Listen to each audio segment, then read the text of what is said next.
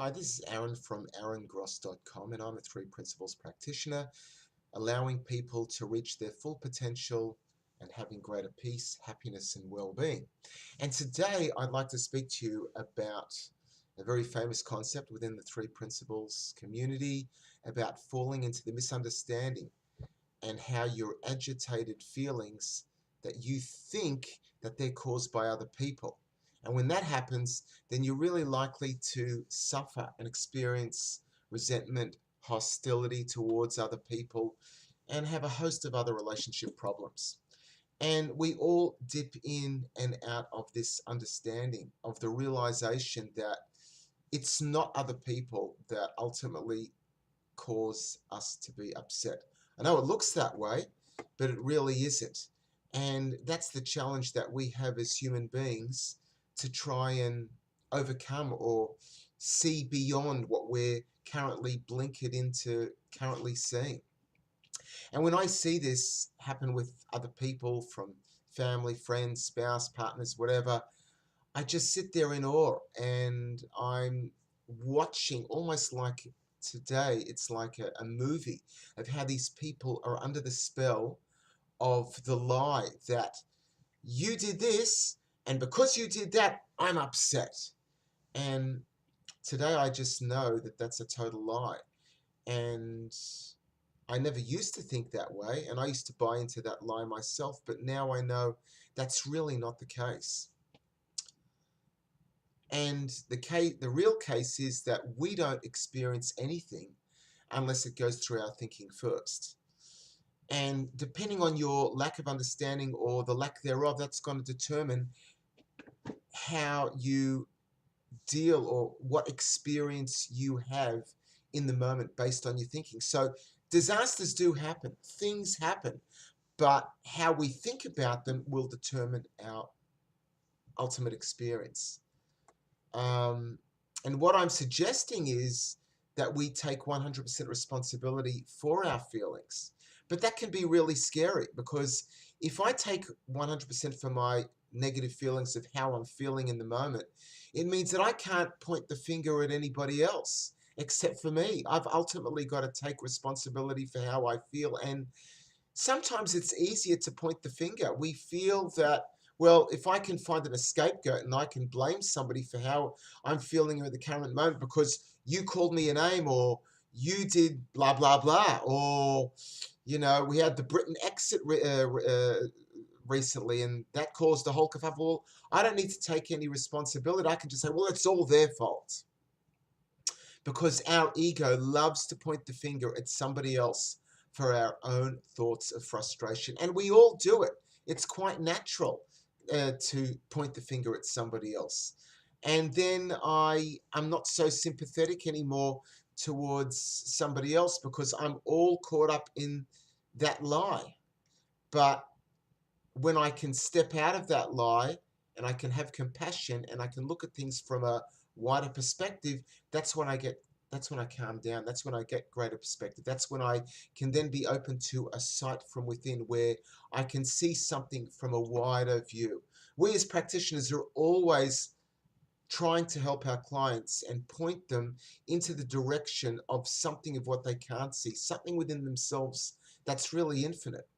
But the problem is we all get hoodwinked. We all get cheated and go into this low state of mind where we're temporarily out of it. And, I'm thinking that something other than my thinking is causing my stress. And that often happens in what we call a low state of mind when I'm sort of shrunk, limited. I've got limiting thoughts. I feel yuck inside. It's just this state of mind that we talk about is just referring to your mood. When my kids don't clean up after themselves, or they're in my way, or I just can't do my work or whatever I'm doing, I put the blame on them. But that usually happens when I'm feeling in a low state of mind. I'm going to start screaming at them. I'm going to tell them off. How could you do this? It's not right. But then what happens is after a while, because of this training that I've had, I catch myself in the act, which begins my own release and salvation from all my frustrations. Catching myself in the act, catching someone in the act is usually associated with fidelity or cheating. Well, I'll tell you something. You really are. You are cheating. You're cheating yourself because you're buying into the lie. And when you buy into the lie of thinking that it's out there that's causing me all this pain, so it's just like being a blind man groping in the dark. I'm feeling around and I just can't see. I can't see till I get a little bit calm or step away from the situation, whatever you want to, however you want to describe it. And when I'm sort of just away a little bit for long enough, I then wake up. Humility and lightness set in when I can sort of have a, oh, I've got this off my back now. I'm away from it.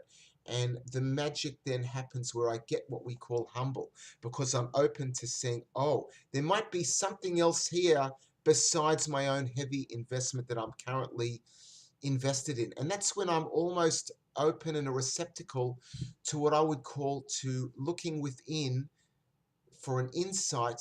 I'm looking into infinity. I'm looking into what I don't even yet know.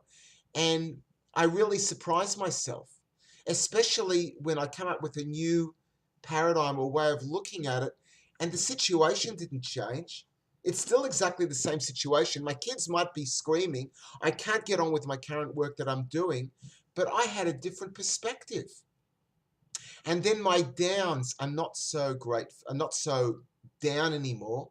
And my highs are even more graceful. And when I am down, I can even have a certain amount of dignity and gracefulness about it as well, because I know this too will pass. So when I'm looking at other people and things and thinking that people are upsetting me, and then I get caught up, but then I have what we call this, like a seesaw effect. Just like a seesaw goes up and down, you got these two kids are going on the seesaw. Sometimes you're down, sometimes you're up.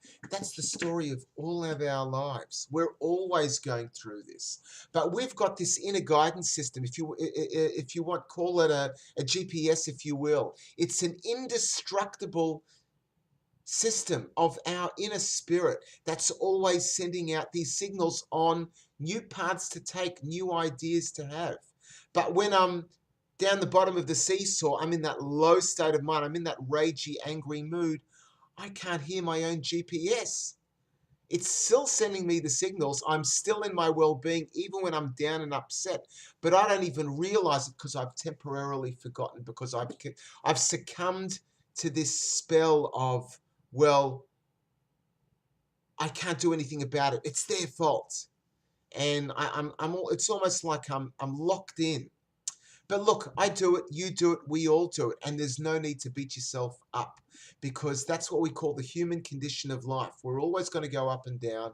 And the more we tune into that, the more we sort of can eventually step back and, oh, I can have that sense of relief and wait for something new to come to me on how to deal with the issue at hand. As long as I know that I'm the one having the experience via my thinking, and I can be open to new thought. I hope you enjoyed that. I certainly did. If you did like this, please click on the thumbs up button, and if you haven't subscribed, please do.